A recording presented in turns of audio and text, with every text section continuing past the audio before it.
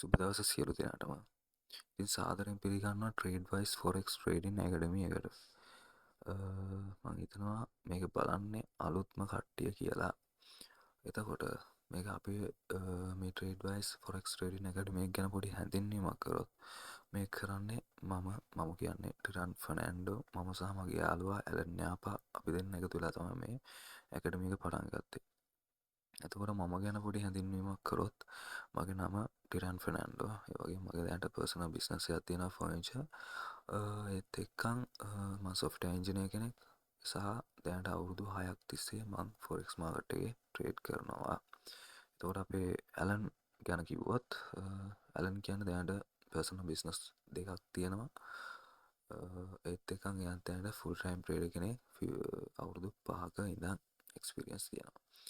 එතකොට දැන් ඔයාලා මේ එකතු වෙලා ඉන්නේ මේ Forex for Beginners Introduction. ඒ කියන්නේ මේ බේසික් කෝස් එකට තමයි ඔයාලා මේ එකතු වෙලා ඉන්නේ. ඉතින් අපි මේ බේසික් කෝස් එක ඔයාලට 100% ෆ්‍රී දෙන දෙයක්. මේකේ තියෙන දේවල් හරියට බලලා ඔයාලා මේ ෆීල්ඩ් එකට ඉන්නේ නැයන ඒ දේවල් හරියට දැනුමක් අරගෙන මේ ෆීල්ඩ් එකට එකතු වෙන්න කියලා ඉතින් කියනවා. එහෙනම් ඉතින් අපි වැඩි කතා නැතුව අපි අපේ පළවෙනි ලෙසන් එකට යමු. මේකේ කියලා දෙන්න යන්නේ ඉතාමත් සරල දේවල් ටික මේ මාකට් එක ගැන. එතකොට දැන් ඔයාලා දන්නවා මේ ෆොරෙක්ස් කියන්නේ මාකට් එකක්. එතකොට මේ ෆොරෙක්ස් කියන නම හැදුන විදිහ අපි පළවෙනිට බලමු. ඉතින් මේ ෆොරෙක්ස් කියන නම හැදලා තියෙනවාට පේනවා මේ ෆොරින් එක්ස්චේන්ජ් කියන එකෙන් තමයි මේ ෆොරෙක්ස් කියන නම හැදිලා තියෙන්නේ. එතකොට මේ ෆොරින් කියන එකේ FOR කියන අකුරු තුනත් එක්ස්චේන්ජ් කියන එකේ EX කියන අකුරු දෙකත් එකතු වෙලා තමයි මේ ෆොරෙක්ස් කියන නම හැදිලා තියෙන්නේ. එතකොට ඔයා දන්නවා මේ මාකට් එකක් කියලා කියන්නේ ගැනුම්කරුවන් හා විකුණුම්කරුවන් සම්බන්ධ වෙන ඕනෑම තත්ත්වයකටනේ මේ මාකට් එකක් කියලා කියන්නේ නේද? එතකොට මේ මාකට් එකක් මෙතන මම එක්ස්ප්ලেইন කරලා තියෙනවා. එතකොට මේ ෆොරෙක්ස් මාකට් එක කියන්නේ මොකද්ද? මාකට් එක කියන එක අපි ඉගෙන ගත්තා. ෆොරෙක්ස් කියන නම හැදිච්ච විදිහ අපි ඉගෙන ගත්තා. එතකොට මේ ෆොරෙක්ස් මාකට් එක කියන්නේ a global market for exchange in national currencies. ඒ කියන්නේ මේක ගෝලීය වෙළඳපොළක් මොනවා එක්ස්චේන්ජ් වෙන එකක්ද? කරන්සිස්. ඒ කියන්නේ මුදල් ඒකක එක්ස්චේන්ජ් වෙන ගෝලීය වෙළඳපොළකට තමයි මේ ෆොරෙක්ස් මාකට් එක කියලා කියන්නේ. එතකොට ඔයාලට දැන් මේ ෆොරෙක්ස් මාකට් එක කියන එක මොකක්ද කියලා පොඩ්ඩක් දැන් ඔයාලට තේරුණා මේ ෆොරෙක්ස් කියන නම හැදුනේ කොහොමද? එතකොට ඒකේ ඇතුලේ වෙන දේවල් ටික මොනවද කියන එක සාමාන්‍යම කියන්නේ. හරිද?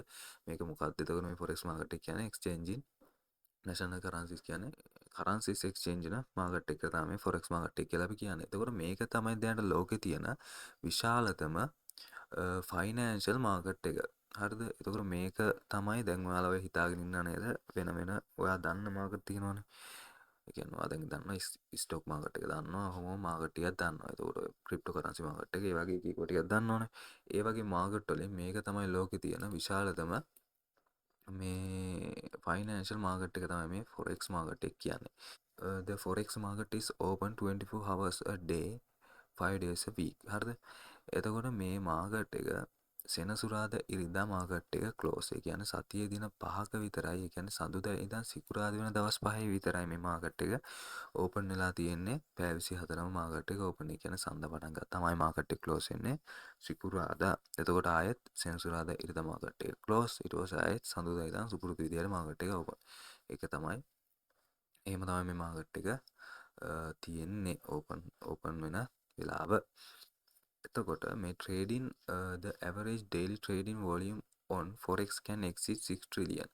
ඒ කියන්නේ මේක දවසට ට්‍රේඩ් වෙනවා. ට්‍රේඩ් වොලියුම් එක දවසට මේ මාකට් එකේ ට්‍රේඩ් වොලියුම් එක ඩොලර්ස් ට්‍රිලියන 6ක් විතර වෙනවා. 6කට වැඩි. හරිද?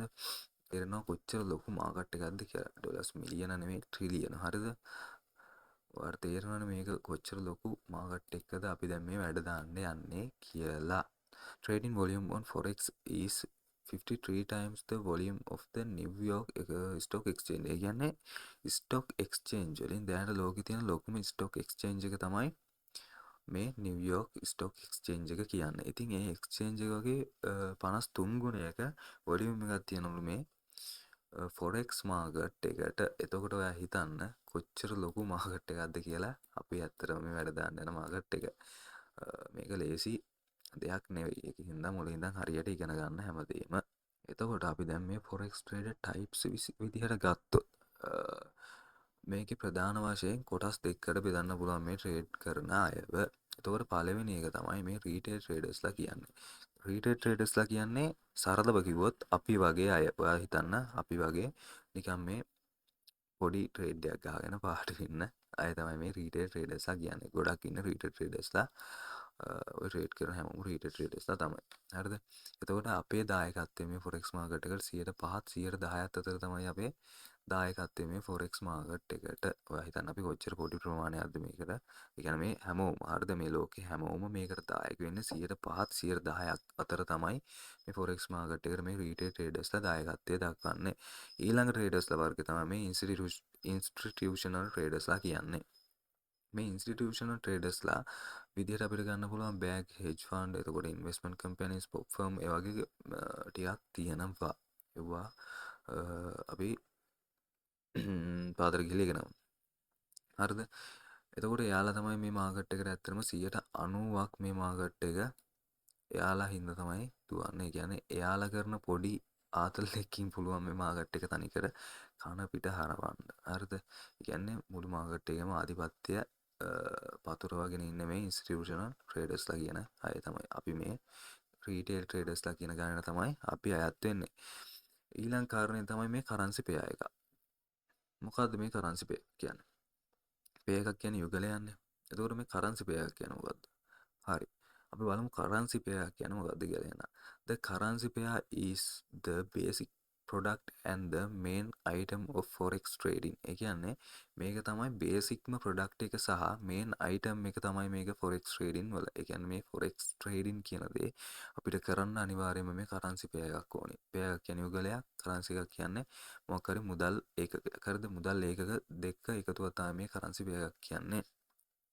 එතකොට මේ පෙයා එක වර්ග දෙකකට ප්‍රධාන වශයෙන් බෙදෙනවා මේජර් ඇන්ඩ් මයිනර් කියලා. ඒ කියන්නේ මේ කරන්සි පෙයා එක ප්‍රධාන වශයෙන් කොටස් දෙකකට බෙදෙනවා මේජර් ඇන්ඩ් මයිනර් කියලා. හරිද? මේ ඔයා දැනට පොඩ්ඩක් ඔළුවේ තියාගන්න. හරිද? මේ වගේ කරන්සි පෙයාස් මේ ෆොරෙක්ස් මාකට් එකේ මේ වගේ ඒවා 170කට අධික ප්‍රමාණයක් තියෙනවා මේ වගේ කරන්සි පෙයාස්. ඒ කියන්නේ මේක ට්‍රේඩ් කරන්න අපි භාවිතා කරනවා කියලා තමයි කියන්නේ. එතකොට අනිත් එක තමයි more than එතකොට මෙතන කියලා තියෙන්නේ ඒකෙනුත් 85%ක්ම කට්ටිය යූස් කරන්නේ මේ ට්‍රාන්සැක්ෂන් සිදු වෙන්නේ මේ මේජර් පෙයාස් 7 කියලා තමයි කියලා තියෙන්නේ. ඒ කියන්නේ මම මෙතන මේජර් ඇන්ඩ් මයිනර් කියලා තියෙනවා. මේජර් කියන්නේ නිකන් ප්‍රධාන වගේනේ. මේ ප්‍රධාන කරන්සි පෙයා 7 තමයි මේ 85%ක්ම මේකේ ට්‍රේඩ් කරන්න කට්ටිය කියලා තමයි මෙතනද කියලා තියෙන්නේ. එතකොට දැන් මේ මොකද්ද තියෙන්නේ? මේක මොකද්ද? මේක මොකද්ද? හරි. මේ තමයි කරන්සි පේ එකක්. මේ විදිහට තමයි අපි මේක කරන්සි පේ එකක් අපි පෙන්වන්න මේ විදිහට තමයි. එතකොට මේ කරන්සි පේ එක හැදිලා තියෙන්නේ මොන වගේද? මේ EUR USD. ඒ කියන්නේ මේ යුරෝ සහ USD එකතුවක් තමයි මේ දෙකේ එකතුවක් තමයි මේ කරන්සි එක හැදිලා තියෙන්නේ. එතකොට මේකේ බේස් මේ යුරෝ කියන එකට අපි බේස් කරන්සි එක කියලා කියනවා. එතකොට මේ USD කියන එකට අපි කෝඩ් කරන්සි කියලා කියනවා. ඒ කියන්නේ මේකේ වැඩි බලයක් තියෙන මේ යුරෝ කියන එකට. ඒකයි අපි ඒකට බේස් කරන්සි එක කියලා කියන්නේ. එතකොට මේ කෝඩ් කරන්සි කියන්නේ ඒකත් එකක් ඉන්න එක. දැන් ඔයාලට තේරෙනවා ඇති. මේ මොකද්ද මේ විදිහට තමයි කරන්සි එකක් පෙන්වන්නේ. මේ විදිහට තමයි කරන්සි එකක් තියෙන්නේ. කරන්සි පේ එකක් පෙන්වන්නේ. එතකොට ඉස්සරහින් තියෙන එක තමයි මේකේ බේස් කරන්සි එක වෙන්නේ. එතකොට පස්සෙන් තියෙන එක තමයි මේකේ කෝඩ් කරන්සි එක වෙන්නේ. දැන් ඔයාලට තේරෙනවා මේකේ යුරෝ කියන එක තමයි බේස් කරන්සි එක. USD කියන එක තමයි කෝඩ් කරන්සි එක. එතකොට මෙතන ඔයාලට මම පෙන්නලා තියෙනවා අර කලින් කිව්වා වගේ මේ මේජර් පෙයා ඇන්ඩ් මයිනර් පෙයා කියලා තියෙනවා. මේ හතක් තියෙනවා කියලා මම ඔයාලට කිව්වනේ මේජර් පෙයාස්. එතකොට මේ මේජර් පෙයාස් හත තමයි මේ තියෙන්නේ. සෝරි. මේ තියෙන්නේ මේජර් පෙයාස් හත. ඔයාලට පේනවා euro USD, New Zealand USD, USD JPY, USD CAD. එතකොට GBP USD, USD CHF, AUD USD. අපි මෙවුවා ඉස්සරහට හරියට ඉගෙන ගමු. දැන් ඔයා මේ වගේ පොඩ්ඩක් මතක තියාගන්න මේ විදිහට මේජර් පෙයාස් හතක් තියෙනවා. අපි කොහොමද මේ පෙයා එකක් හඳුන්වන්නේ. මේ විදිහට තමයි පෙයා එකක් පෙන්වන්නේ අපි EUR USD මේ විදිහට මේ එකක් දාලා මේ විදිහට තමයි පෙයා එකක් පෙන්වන්නේ. ඒ වගේ දැනට ඔළුවේ තියාගන්න. ඊළඟ කාරණේ තමයි මේ කරන්සි පෙයා එක වැලියු එකක් තියෙනවා. හරිද? ඒ කියන්නේ දැන් ඔයා හිතන්න දැන් ඔයා ට්‍රේඩ් කරද්දී දැන් මේ සාමාන්‍ය බහුතරයක් දන්න නිසා මම මේකට මේ බිට්කොයින් කියන එක මෙතෙන්ට ඇදලා ගන්න. හරිද? මේ බිට්කොයින් එකට දැන් ඔයා දන්නවනේ පහුගිය දවස් ටිකේ ඔන්න බිට්කොයින් උඩ යනවා කියලා වටිනාකම වැඩි වුණානේ. ඒ වගේ මේ අපි ට්‍රේඩ් කරන බෙන්න මේ වගේ පෙයා එකකටත් මේකට තියෙනවා වටිනාකමක් වැලියු එකක් තියෙනවා. හරිද? එතකොට ඔයා හිතන්න මම දැන් ඒක පෙන්නන්නම් මේ එක්සැම්පල් දෙකක් දීලා තියෙනවා. ඔයා හිතන්න දැන් මේ යුරෝ USD කියන එක දැන් මේකේ වැලියු එක 1.120 කියලා තියෙනවා මේකේ වැලියු එක. හරිද? දැන් මේකේ වැලියු එක එතකොට පෙන්න මේ ගාන කියලා තමයි දැන් කියලා තියෙන්නේ. එතකොට මේකේ බේස් කරන්සි එක මොකද්ද? මේ යුරෝ කියන එක.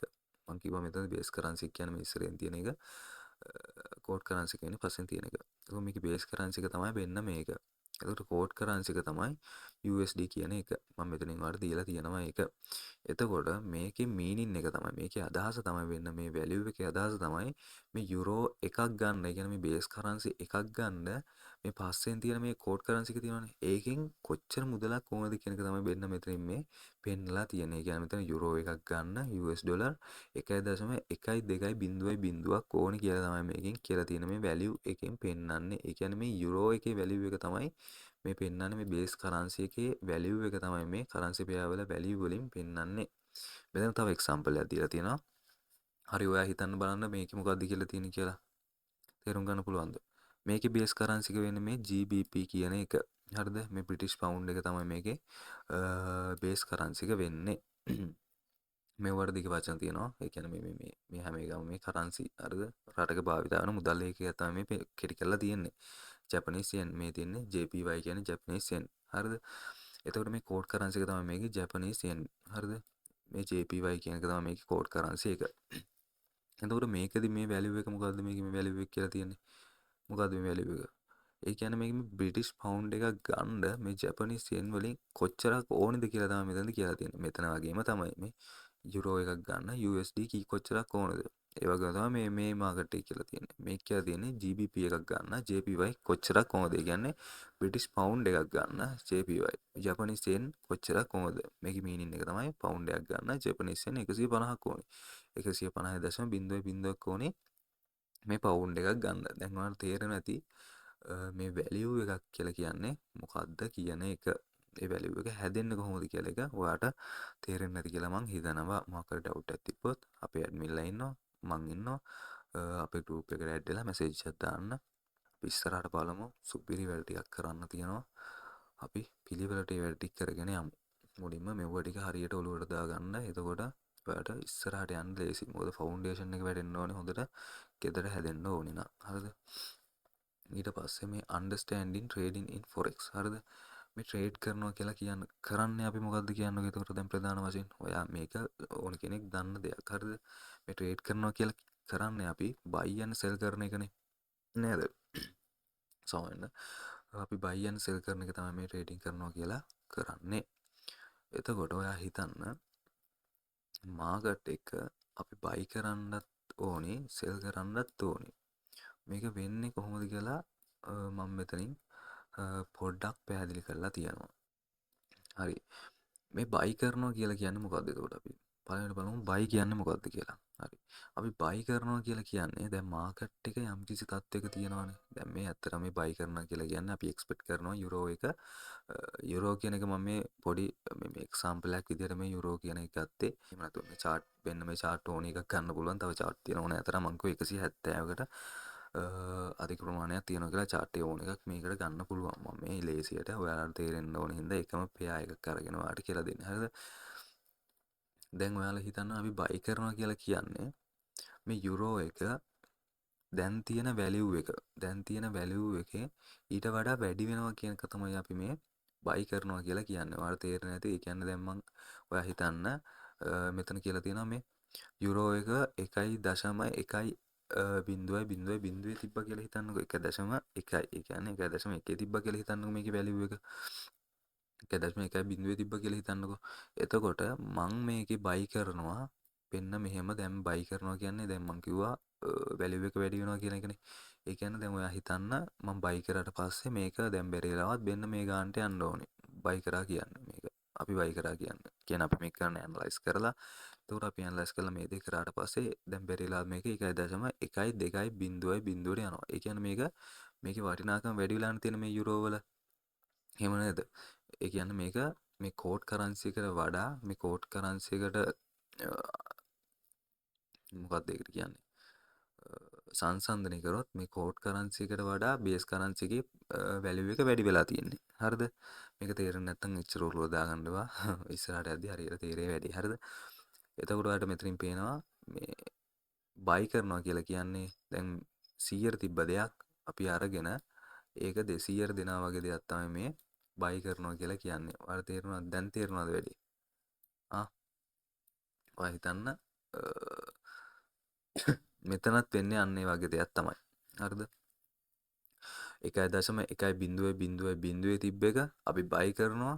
ඒක බයි කරාට පස්සේ ඒක 1.1.2 යනවා. එතකොට මේකේ අගේ වැඩි වෙලා තියෙනවා. එතකොට බයි කරාට පස්සේ අපිට එතනින් ප්‍රොෆිට් එකක් හම්බෙනවා. හරිද? දැන් ඔයාලට තේරුණානේ. එතකොට සෙල් කරනවා කියන්නේ තන්නේ දේම තමයි. ඔයා හිතන්න අපි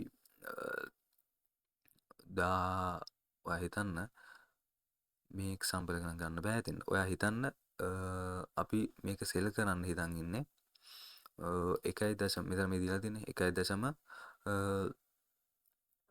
1.1 දිනේ. එතකොට මේකදී අපි මේක සෙල් කරනවා. අපි සෙල් කරාට පස්සේ බැරිදාත් මාකට් එක ඔන්න 1.08. එතකොට මේකේ අගේ අඩු වෙලානේ තියෙන්නේ. එතකොට අන්න අපිට ප්‍රොෆිට් එකක් හම්බ වෙනවා. දැන් ඔයාලට තේරුණාද බයි ඇන්ඩ් සෙල් කරන එක මොකක්ද කියලා. එතකොට බයි කරද්දි අගේ වැඩි වෙන්න ඕනේ, සෙල් කරද්දි අගේ අඩු වෙන්න ඕනේ. ඒක ඔළුවේ තියාගන්න. ප්‍රධාන වශයෙන් ඒක තියාගන්නකෝ ඔයාලේ. බයි කරොත් අගේ අඩු වෙන්න ඕනේ, සෙල් කරොත් අගේ බයි කරොත් අගේ වැඩි වෙන්න ඕනේ. සෝරි බයි කරොත් අගේ වැඩි වෙන්න ඕනේ, සෙල් කරොත් අගේ අඩු වෙන්න ඕනේ. ඒක ඔළුවේ තියාගන්න. එහෙනම් ඒක තමයි කියන්න තියෙන්නේ මේ buy and selling කියන එකට හොඳම උදාහරණය buy කරොත් අගේ වැඩි වෙන්න ඕනේ sell කරොත් අගේ අඩු වෙන්න ඕනේ. බැරි වෙලාවත් අපි buy කරලා අගේ අඩු වුණොත් අපි loss වෙනවා. ඒක තමයි වෙන දේ. එතකොට බැරි වෙලාවත් අපි sell කරලා අගේ වැඩි වුණොත් sell කරොත් අගේ අඩු වෙන්න ඕනේ. බැරි වෙලාවත් sell කරලා අගේ අඩු වුණොත් වැඩි වුණොත් අපි loss වෙනවා. ඒක තමයි කියන්නේ buy කරොත් අගේ වැඩි වෙන්න ඕනේ sell කරොත් අගේ අඩු වෙන්න ඕනේ. ඒක ඔළුවේ තියාගන්න එක හින්දා. එතකොට තමයි profit කරන්නේ. ඊළඟ කාරණය තමයි මේ forex කියන්නේ gambling. ඒ කියන්නේ මේ forex කියන එක සූදුවක්ද කියන ප්‍රශ්නේ. ගොඩක් දෙනෙක් හිතාගෙන ඉන්නවා අද සමාජයේ forex කියන්නේ සූදුවක් කියලා හිතාගෙන ඉන්නවා ගොඩක් දෙනෙක්.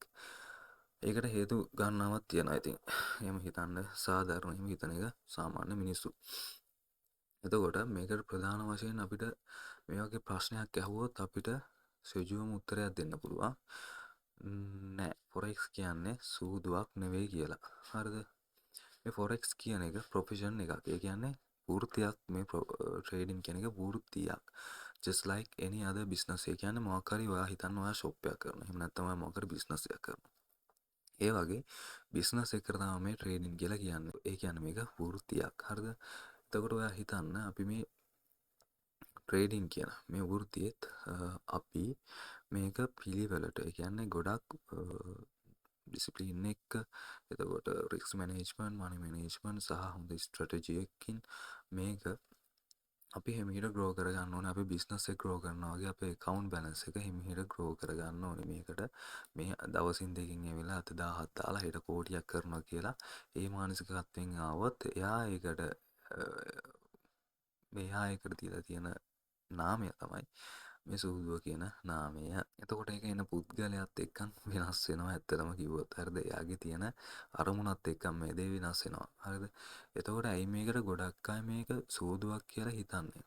හරිද? because they එයා අර මේ තියෙන because they approach trading without a plan or strategy. ඒ කියන්නේ එයාලා මේකට approach වෙන්නේ කිසිම අදහසක් නැතුව. ඒ කියන්නේ එයාලා හිතාගෙන ඉන්නේ අද 1000ක් දැම්මොත් හරි මං අද 1000ක් දාලා මේක පටන් ගන්නවා මම හෙට වෙදි ලක්ෂයක් වෙනවා. තව මාසෙකින් කෝටියක් වෙනවා.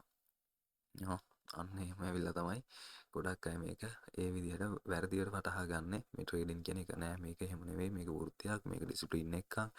එමිහිට යන්න ඕනි ගමනක්, බිස්නස් එකක් දියුණු කරනවා වගේ අපි අපේ account එක එහෙම නැත්නම් අපේ තියෙන මුදල පරිස්සම් කරගෙන අපි ඒක හිමීට ග්‍රෝ කරගෙන යන්න ඕනි.